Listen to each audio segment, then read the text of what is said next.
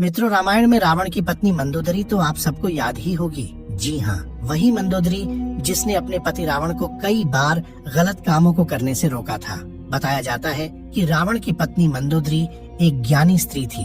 वह इस युद्ध का परिणाम जानती थी, इसलिए वह हमेशा से ही इस युद्ध के खिलाफ रहती थी। जब अपने पति रावण के द्वारा माता सीता के हरण के बाद मंदोदरी को पता चली, तो वह उस समय भी रावण को माता सीता को सम्मान पूर्वक भगवान श्री राम को लौट आने की सलाह दे रही थी।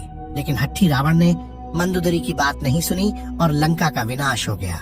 राम रावण के बीच युद्ध हुआ, जिसमें रावण मारा गया और मंदोदरी चाहकर भी उसे बचा नहीं पाई। लेकिन क्या आपको यह पता है कि रावण के मरने के बाद मंदोदरी का क्या हुआ? आखिर कौन थी मंदोदरी? क्या सच में रावण के बाद मंदोदरी ने विभीषण से दूसरी शादी कर ली थी? अगर आप भी इन प्रश्नों का जवाब जानना चाहते हैं तो इस वीडियो के अंत तक जरूर बने रहिएगा। लेकिन मित्रों, वीडियो में हम आगे बढ़ें उससे पहले अगर आप इस चैनल पर नए हैं तो चैनल को सब्सक्राइब करके बेल आइकन को प्रेस कर दें, ताकि हमारी आने वाली हर वीडियोस की नोटिफिकेशन आपको मिलती रहे। तो चलिए शुरू करते हैं। कौन थी मंदोदरी? हिंदू पुराणों में उल्लेखित एक कथा के मुताबिक मधुरा नाम की एक अप्सरा हुआ करती थी, जो भगवान शिव से काफी ज्यादा प्रभावित थी। इसलिए एक बार वह उनसे मिलने कैलाश पर्वत पर पहुंच गई। उस वक्त कैलाश पर्वत पर भगवान शिव अकेले थे। माता पार्वती कहीं गई हुई थी। कथा के मुताबिक भगवान शिव को कैलाश पर्वत पर अकेला पाकर अप्सरा मधुरा उन्हें लुभाने की कोशिश करने लगी।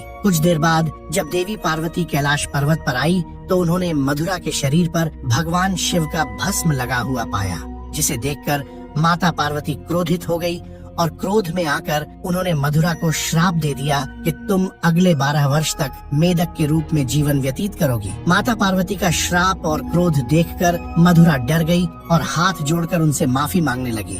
जिसके बाद माता पार्वती ने उसे कहा कि सही समय आने पर तुम श्राप मुक्त हो जाओगी। और जैसा कि माता पार्वती ने श्राप दिया था, अप्सरा मधुरा तुरंत ही मेंढकी बन गई। जिसके बाद वह धरती लोक पर विचरण करने लगी। मेढक रूपी मधुरा पृथ्वी लोक पर किसी तरह अपने दिन गुजार रही थी। लेकिन तभी एक दिन अचानक एक भयंकर सर्प मेढकी मधुरा को खाने के लिए उसके पीछे पड़ गया। मेढकी मधुरा अपनी जान बचाने के लिए भागने लगी और भागते भागते वह सप्तऋषियों के आश्रम में पहुंच गई, जहां उन्होंने खीर बनाने के लिए खीर का बहुत बड़ा बर्तन लकड़ी के चूल्हे पर छड़िया हुआ था। जब सांप ने मेढकी मधुरा को दौड़ाया तो वह उछलकर उसी खीर के बर्तन पर बैठ गई। जब सांप उसके पीछे आया तो वह उससे बचने के लिए बर्तन के एक छोर से दूसरे छोर पर उछल गई। सांप भी उसके पीछे मेढकी को पकड़ने के लिए उस बर्तन पर चढ़ गया और दूसरे छोर पर जाने की कोशिश करने लगा। लेकिन दुर्भाग्य से वह फिसलकर खीर के बर्तन में गिर गया और खीर गर्म होने के कारण गिरते ही वह मर गया। किंतु मेढकी बनी उस मधुरा को यह चिंता सताने लगी कि जब ऋषिगण यहाँ आएंगे और बेर या खीर खाएंगे तो जहरीले सांप की वजह से उनकी मृत्यु हो जाएगी, और मधुरा यह हरगिज नहीं चाहती थी उसकी वजह से सप्तऋषियों की जान जाए। इसलिए वह वहीं बैठकर ऋषियों का इंतजार करने लगी। जैसे ही ऋषि वहां आए, वह उनके सामने ही तुरंत खीर के बर्तन में कूद गए। ऋषियों ने मेढकी को बर्तन में कूदते हुए देख लिया, इसलिए उन्होंने सोचा कि अब तो यह खीर खाने योग्य नहीं है, और उन्होंने खीर को वहीं फैला दिया। खीर फैलाने पर उन्होंने देखा कि उस बर्तन में मेढकी के अलावा एक सांप भी मरा हुआ है। यह देखकर सब ऋषि तुरंत समझ गए कि इस मेढकी ने हम ऋषियों की जान बचाने के लिए अपने प्राणों का बलिदान दे दिया। मेढकी के इस नेक दिली को देखकर सभी ऋषियों ने अपनी शक्ति से उस मेढकी को जीवित कर दिया और उसे कन्या का स्वरूप दे दिया, जिससे अब मधुरा मेढकी से एक सुंदर कन्या बन गई। किंतु लोक समाज के डर से ऋषियों ने इस कन्या को अपने साथ नहीं रखा। उन्होंने महर्षि कश्यप के पुत्र मायासुर को बुलाकर उस कन्या को उन्हें सौंप दिया। मायासुर और उसकी पत्नी हेमा ने उस कन्या को पुत्री के रूप में गोद ले लिया। उन्होंने ही मधुरा का नाम बदलकर मंदोदरी रख दिया। अगर हम बात मंदोदरी के पिता मायासुर की करें तो उसे राक्षसों का विश्वकर्मा कहा जाता था। उसे ब्रह्मा जी से विशेष वरदान प्राप्त था, जिसके मुताबिक वह कहीं भी सुंदर भवन व नगर का निर्माण कर सकता था। मायासुर ने ब्रह्मा से प्राप्त वरदान के प्रभाव से ही अपनी हेमा के लिए मंडोर जैसे खूबसूरत नगर का निर्माण किया था, जो कि वर्तमान में जोधपुर का मंडोर है। मंदोदरी और रावण का विवाह कैसे हुआ? कथा के अनुसार एक बार रावण मायासुर से मिलने के लिए मंडोर पहुंचा था। उसी समय उसकी नजर मंदोदरी पर पड़ी थी। रावण मंदोदरी को देखते ही उसकी सुंदरता पर मोहित हो गया, इसलिए उसने असुर राज मायासुर के सामने मंदोदरी के साथ विवाह का प्रस्ताव रख दिया। कहा जाता है कि जब विवाह के लिए रावण और मंदोदरी की कुंडली का मिलान हुआ तब स्थितियां ठीक नहीं थी, लेकिन रावण के बर्ताव को देखकर मायासुर ने उसे डर से मना नहीं किया। वहीं दूसरी तरफ मंदोदरी भी रावण से विवाह नहीं करना चाहती थी, लेकिन अपने पिता की बातों को टाल न सकी, जिस वजह से मंदोदरी ने रावण से विवाह के लिए हामी भर दी। कहा जाता है कि राजस्थान के जोधपुर के मंडोर में मंदोदरी और रावण का विवाह हुआ था।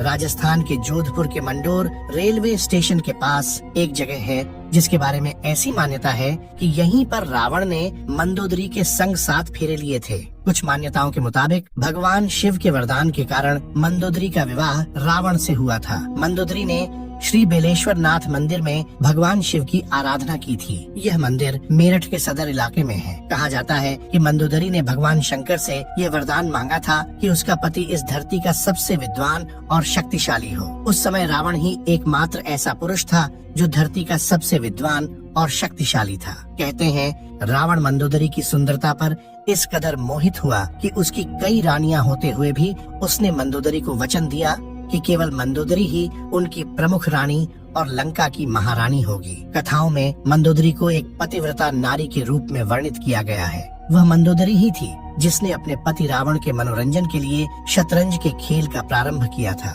रावण से विवाह के बाद मंदोदरी को रावण से मेघनाथ और अक्षय कुमार नामक 2 पुत्र भी हुए थे। जनश्रुतियों के मुताबिक श्री राम द्वारा रावण के वध के पीछे मंदोदरी का भी हाथ था। कहा जाता है कि रावण की मृत्यु एक दिव्य बाण से हो सकती थी और उस दिव्य बाण के बारे में रावण ने सिर्फ मंदोदरी को ही बताया था, लेकिन हनुमान जी ने बहुत ही चालाकी से अपनी बातों में फंसाकर मंदोदरी से इस बाण के बारे में जानकारी हासिल करके उसे चुरा लिया और इस बाण की मदद से प्रभु श्री राम ने रावण का वध कर दिया था।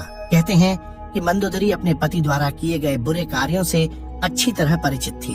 वह हमेशा रावण को यही सलाह देती थी कि बुराई के मार्ग को त्याग कर सत्य की शरण में आ जाए, लेकिन अपनी ताकत पर घमंड करने वाले रावण ने कभी मंदोदरी की बात को गंभीरता से नहीं लिया और उसका परिणाम तो आप सभी जानते ही हैं, क्योंकि मंदोदरी ने विभीषण से विवाह। जब रावण ने सीता का हरण किया था उस वक्त मंदोदरी ने इसका विरोध किया। उसने रावण को माँ सीता को पुनः राम को सौंपने को कहा था, लेकिन रावण ने मंदोदरी की बात को अनसुना कर दिया। प्रचलित कथाओं के मुताबिक राम रावण के युद्ध में विभीषण और मंदोदरी सहित कुछ गिने चुने लोगों को छोड़कर रावण के पूरे कुल का नाश हो गया था। रावण की मृत्यु की खबर जब मंदोदरी को मिली तो वह विलाप करते हुए युद्ध भूमि में पहुंच गई और रावण के शव को देखकर वह तेज आवाज निकालकर रोने लगी। कहते हैं वहां युद्ध भूमि में मंदोदरी की नजर प्रभु श्री राम से भी टकराई। मंदोदरी को इस तरह से विलाप करता देख प्रभु श्री राम को भी अति दुख हुआ था। लंका के सुखद भविष्य के लिए श्री राम ने विभीषण को लंका का राजपाट सौंप दिया था